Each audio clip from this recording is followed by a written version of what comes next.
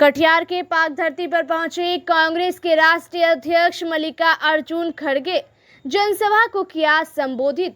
लोकसभा के दूसरे चरण में होने वाले मतदान को लेकर तमाम प्रत्याशी अपनी पूरी ताकत झोंक दिए हैं। कई बड़े बड़े दिग्गज नेता कटिहार पहुंच रहे हैं। इसी को लेकर आज कांग्रेस के राष्ट्रीय अध्यक्ष खड़गे ने राजेंद्र स्टेडियम में सभा को संबोधित करते हुए कहा कि पूरे देश के लोग महंगाई से परेशान हैं। देश में बेरोजगारी बढ़ गया है। मोदी जी का वादा विफल हो रहा है। इस बार देश जनता ने ठान लिया है कि एनडीए सरकार को उखाड़ फेंकेंगे। वहीं सभा को संबोधित करते हुए उन्होंने इंडिया गठबंधन प्रत्याशी तारिक अनवर के पक्ष में मतदान करने को लेकर लोगों से अपील की।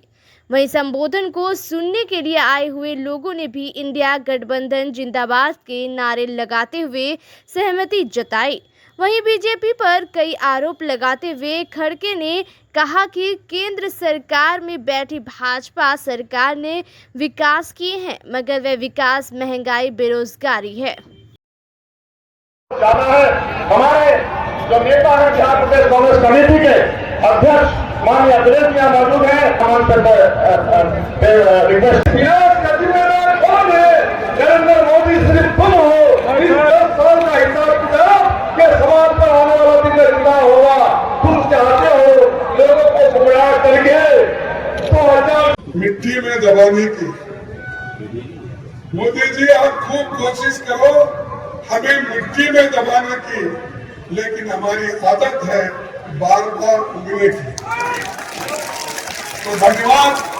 जय हिंद, जय कांग्रेस।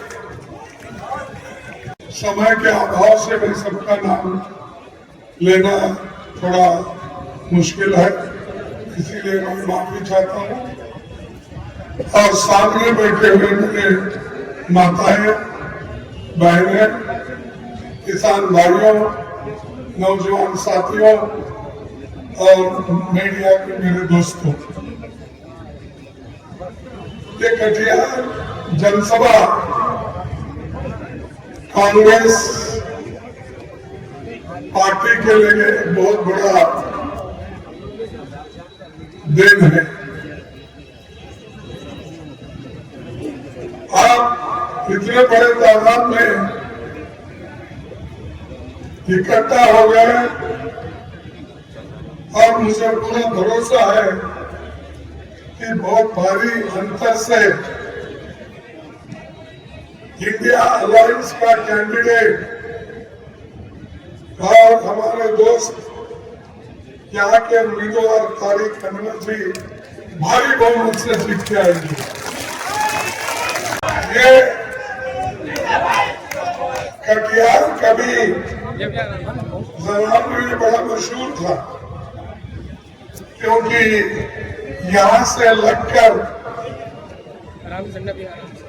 कलकत्ता तक बहुत से इंडस्ट्रीज थे, खासकर टेक्सटाइल मिल थे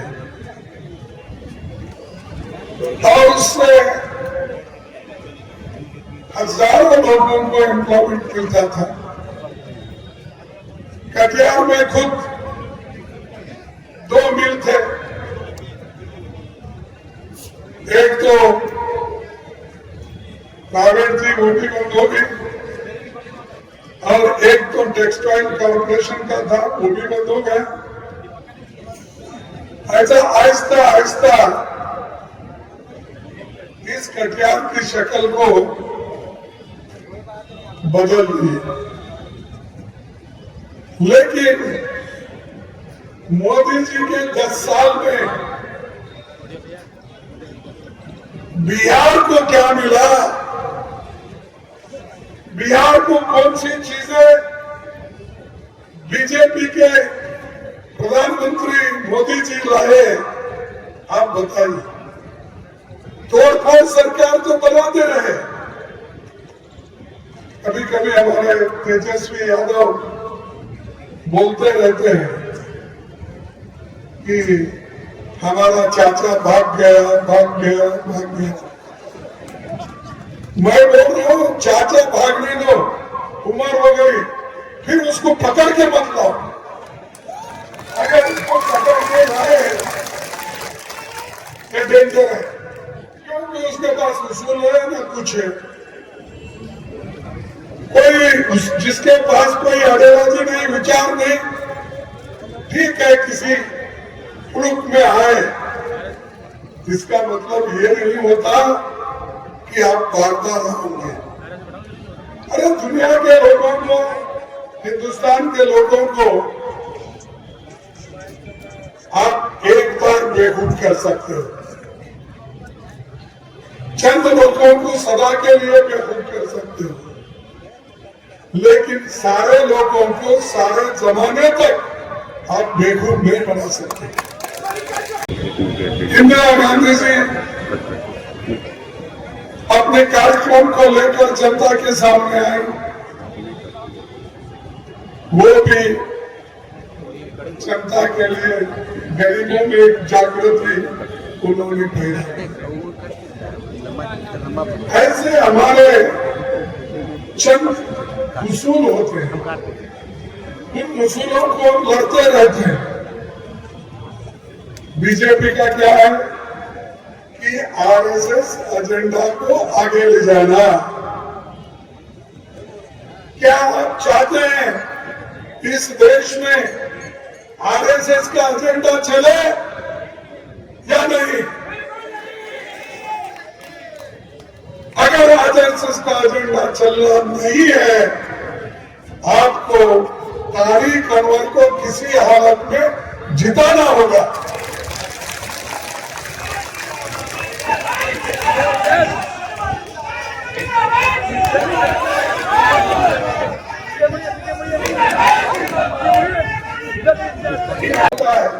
क्यों मोदी चुप बैठते हैं? पब्लिक भाषण में बोलते हैं, अगर कोई एमपी एमएलए अगर आरएसएस के लोग बोलते हैं, उनको मुंह को जवाब दो, तुम्हारे पार्टी से निकाल दो अगर हिम्मत है। अरे हाथी के जैसा मत करोगे, खाने के एक लाख और दिखाने के एक लाख, ऐसा ही कर रहे हैं मोदी। सबको बोलने का आखिरी में बोल रहा देश के लिए। देश के लिए तुमने क्या किया? देश के लिए तो हमारी नेता इंदिरा गांधी अपनी जान थी, उसके छाती में 36 गोलियां लगे, वहां जान तोड़ दी। इसके लिए देश एक रहने के लिए। राहुल गांधी जी का, सॉरी हमारे राजीव गांधी जी का, जो तमिलनाडु में उनका जो ये हुआ, उनको उनके बॉम्ब डालकर एक महिला ने हाथ डालने के बहाने से जाकर उनके गले में हाथ डालने को जाके वो जो मानव बम था उससे उड़ा दी और राजीव गांधी जी के शरीर के टुकड़े टुकड़े टुकड़े हो गए, ना उनका मुंह का हाथ का ये देश का लिए है। कोई वहां पर उनकी जायदाद का झगड़ा था क्या? किसी पैसे का झगड़ा था? नहीं। मुल्क के दो टुकड़े नहीं होने देना, मुल्क एक रखना, यूनिटी के साथ रहना। इसीलिए इंदिरा गांधी जी और राजीव गांधी जी अपनी जान दी। तुम्हारे पास कोई तो क्या, कोई भोका तो आजादी के लिए? तो ऐसे लोगों के साथ मत दो जो देश को बचाता है, जमहूरियत को बचाता है और जो गरीबों के लिए संविधान बचाता है, युवाओं के लिए एम्प्लॉयमेंट, महिलाओं के लिए सालाना 1 लाख रुपए देने का हमने वादा किया है। 1 लाख रुपए वो महिलाओं को देंगे, उनको नहीं, उनके अकाउंट में जाएगा। और नरेगा में 400 रुपए हम करने जा रहे हैं। उसी तरह जनसंख्या के आधार पर आगे हम प्रोग्राम करने वाले हैं जाति जनगणना का। और ये सारी चीजें हमने गरीबों के लिए किया, मोदी एक दिन बोलेंगे, क्या बोला? ये जो सीमांचल के 4 जिलों का पिछड़ापन है, ये सभी जानते हैं, लेकिन इसके लिए कौन कारण है? आपको बीजेपी 2 बार 3 बार यहां भी सत्ता में है और केंद्र में भी सत्ता में है। कभी कभी डबल इंजन की सरकार बनती है, कभी टूटती है, फिर जोड़ते हैं। कहीं एक्सीडेंट हुआ तो डब्बे अलग हो जाते हैं। तो यही आज जो लोग पहले हमारे साथ थे, यहाँ छुट के फिर बीजेपी के साथ मिल गए। मुझे समझ में नहीं आता, अरे भाई हम पार्टी कोई बनाते हैं उसूलों से चलने के लिए। कांग्रेस पार्टी का एक उसूल है और पहले से भी कांग्रेस पार्टी देश को आजादी दिलाने के लिए लड़ती रही और आजादी हासिल की। फिर उसके बाद में देश में जमहूरियत को मजबूत करने के लिए पंडित जवाहरलाल नेहरू जी उसकी बुनियाद डाले और मजबूती के साथ आज भी जमहूरियत यहाँ चल रही है। तो आज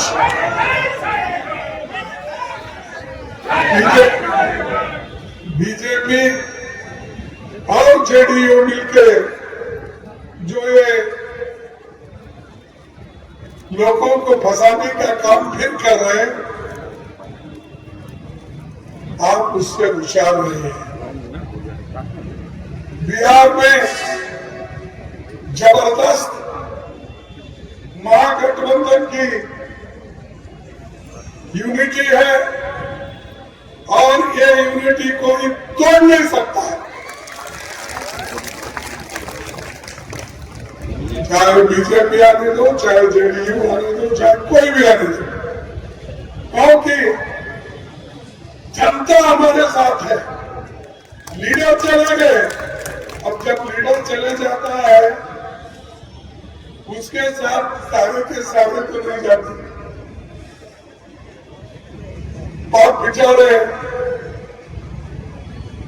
अब नीतीश जी चले गए लेकिन लोग नहीं चले गए। लीडर अकेला दुखा था, जिसको एमएलसी मिला, एमएलए मिला, मिनिस्ट्री मिली, चेयरमैन मिला, गए हो गए, लेकिन आम जनता बिहार की नहीं गई। वो कांग्रेस के साथ, आरजेडी के साथ, अलायंस के जो कम्युनिस्ट है सभी के साथ आज है और लगने की ताकत हम रखते हैं और देश को बचाने की ताकत रखते हैं। इसीलिए हमारा जो मेन मुद्दा है, देश के लोकतंत्र को बचाओ, जमहूरियत को बचाओ और देश के संविधान को बचाओ, जो डॉक्टर बाबा साहब अम्बेडकर ने लिखकर सारे गरीबों को वोटिंग का अधिकार दिया।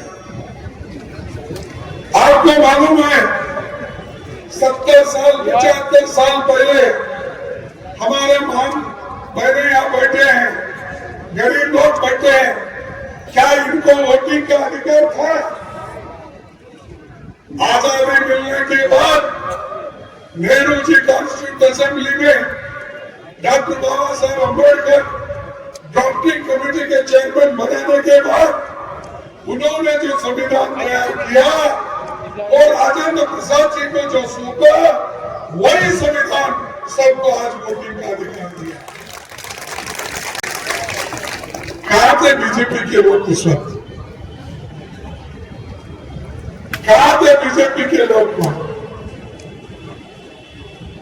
बीजेपी के लोग ना लड़ाई में थे, ना आजादी के लड़ाई में थे, वो सिर्फ सरकारी नौकरियों में भर्ती होते गए, देश के लिए लड़े नहीं।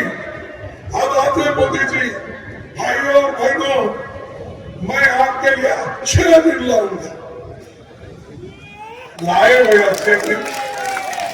अब क्या अच्छे दिन लाए कि पेट्रोल महंगा करे, ये अच्छे दिन। डीजल महंगा करे, ये अच्छे दिन। गैस महंगा करे, ये अच्छे दिन।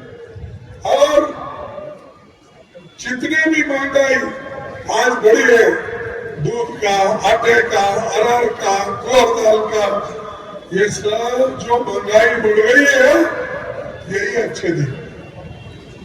अरे लोग तरस रहे हैं, कीमतें ऊपर जा रही है,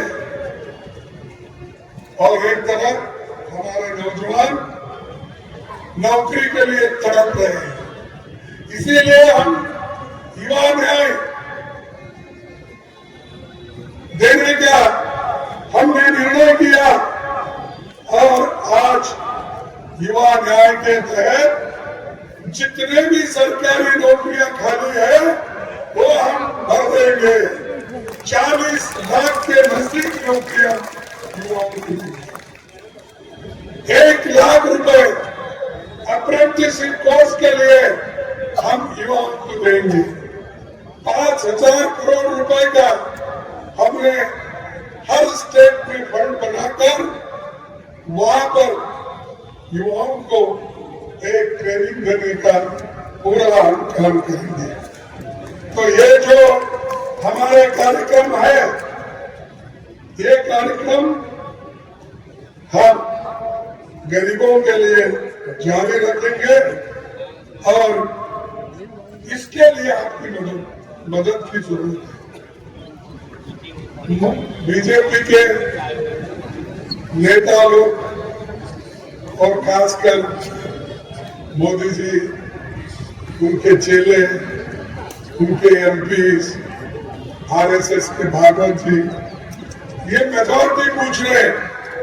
अब की बार 400 पार बोल रहे, और कई लिए किस लिए उन्होंने साफ कर दिया, ये अच्छी बात है।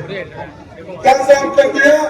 उन्होंने बोला आप अगर 400 हमको दिए, मेजॉरिटी आ गई, 2/3 मेजॉरिटी आ गई, इस देश